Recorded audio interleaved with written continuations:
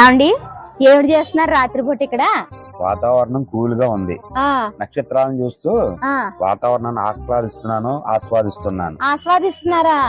ఆ సీత వాళ్ళ ఆయనేమో దాన్ని శివంగి అని పొగిడాడు, గీత వాళ్ళ ఆయనేమో దాన్ని సింహం అన్నాడు.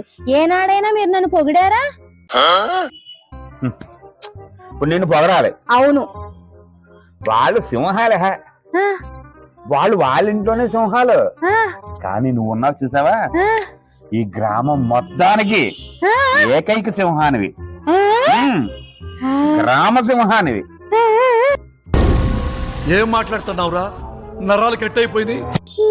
అంతే, ఫిక్స్ అయిపో, పండగ చేసుకో. నేను ఈ గ్రామానికే సింహాన్నట, గ్రామ సింహాన్నట. అమ్మో అమ్మో,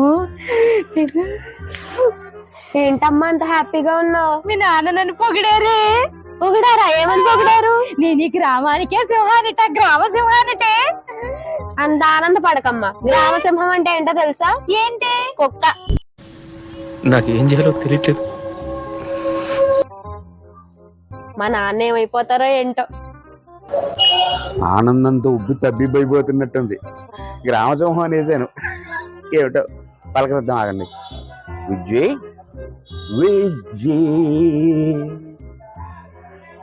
ఏమైంది అలా ఉన్నావు?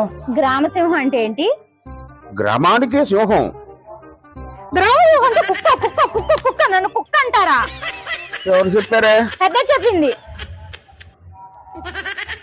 పొద్దున్న స్కూల్కి తీసుకెళ్తానని తీసుకెళ్ళలేదు కదా, ఇది నన్ను ఇక్కడ ఇరికించేసింది అనమాట. ఫ్రూటీ